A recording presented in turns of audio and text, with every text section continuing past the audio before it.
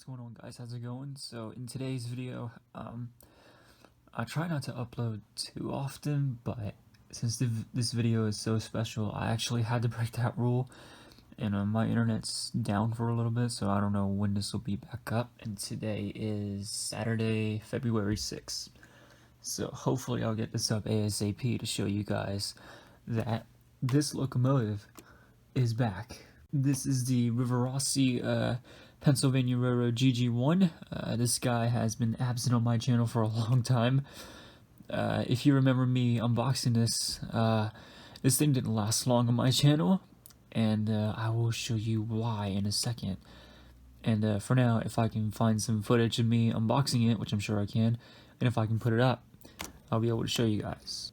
Oh man, do I have a story to tell you all about how this thing immediately became so silent after I unboxed it. So after I unboxed it, you might be able to notice something weird about this engine when it first ran. I think the major problem was that it was one of these wheel sets here. I believe it was this front one right here.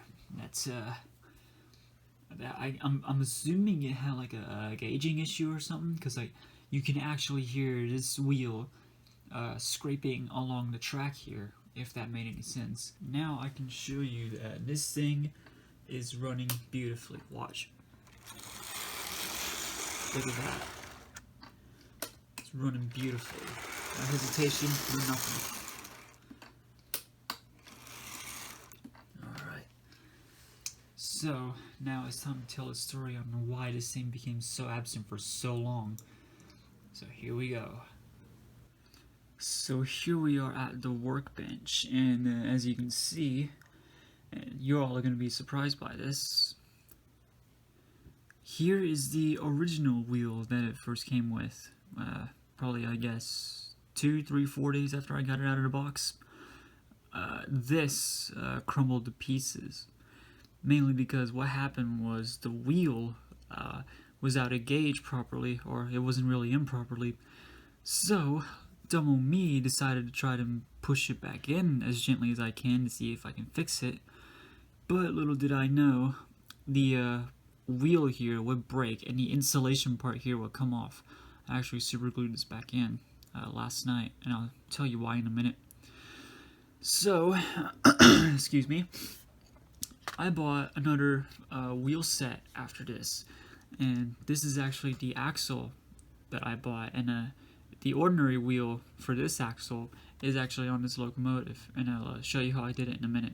So here is underneath the frame of the locomotive. I took the base plate off so you can see everything. Here's why I tried to at least buy the spare axle. I managed to find it on eBay. We'll take this out real quick. And yeah, it was literally the only one with the gear that I can find on eBay. And let me fix that little dude. Hang on.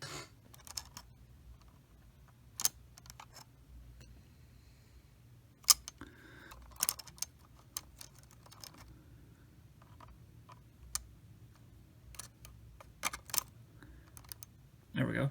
So here is the spare axle that I bought. Pretend the wheel is on here, by the way, even though it's missing. Or actually, try to make it better. We'll put the old wheel on this thing. I know it doesn't look right, but just bear with me here on how I can tell this story. So I bought it to see if I can put it on this side, but there was one problem. This thing was a huge fight to get into, and I mean a really big one. Like, this wheel would literally not go in all the way, and I didn't realize it until, I would say, 2 months after I got this axle. I bought the wrong wheel, or the wrong axle rather. The reason I say that is because if I take this out again, check out the gears on this wheel. Now, check out the gears on this wheel.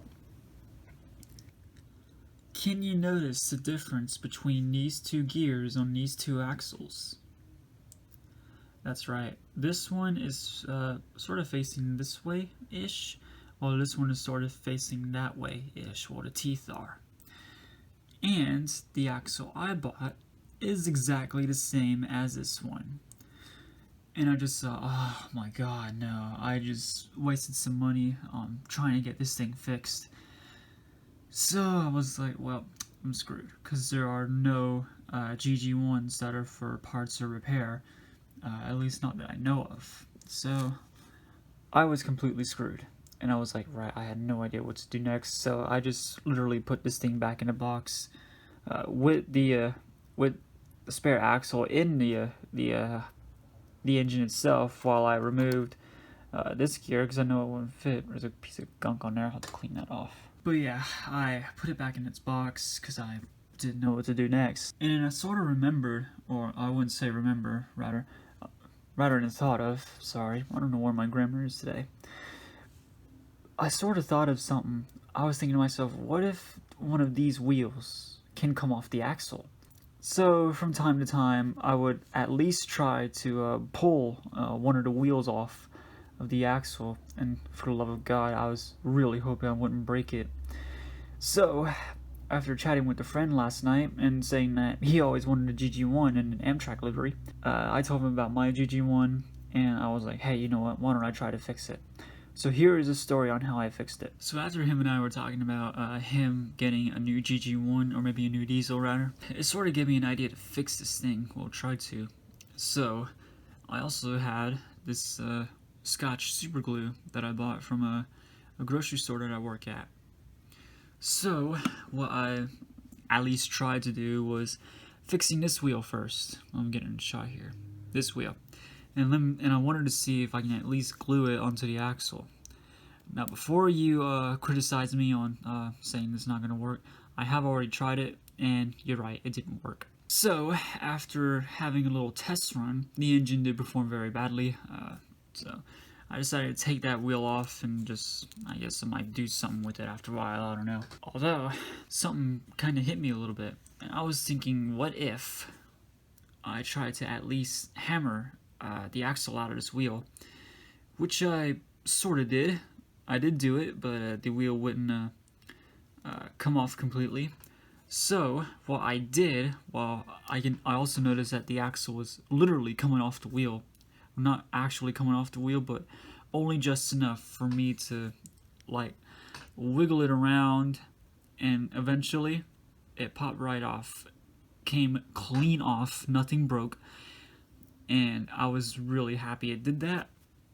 So what I did, I took the wheel off of this thing and I put it on this gear, and I hammered this wheel back in, and you can see the axle's pretty much aligned with the wheel properly. I actually didn't know how I did that, but I did.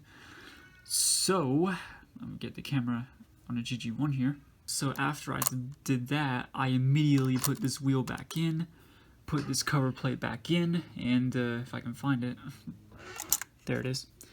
I put the cover plate back on, and I immediately put this thing to the track, and this thing ran like a beauty.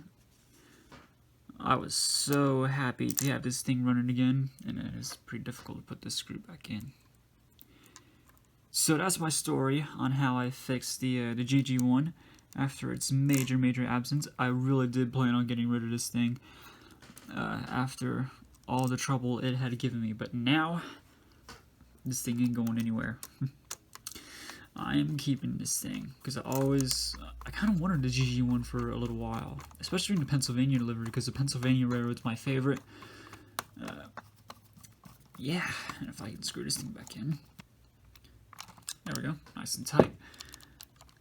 So yeah, that is the story on this GG1, on why it's been absent for so long. Alrighty. So yeah, I hope you all enjoyed the story that I gave out for this engine on why it wasn't working properly. So, and after it had that wheel without that gear in the middle to drive the two wheels, it was actually driven by one wheel, and it would not be as powerful as it once was. It would even struggle to pull itself too.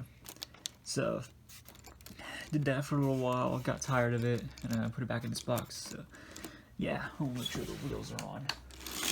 Oh yeah, yeah. Thank you all so much for watching. And now I'll have a little running session of missing running. And I will see you all in the next video. Alright, take care, guys. And it's not coupling to the coaches. There we go.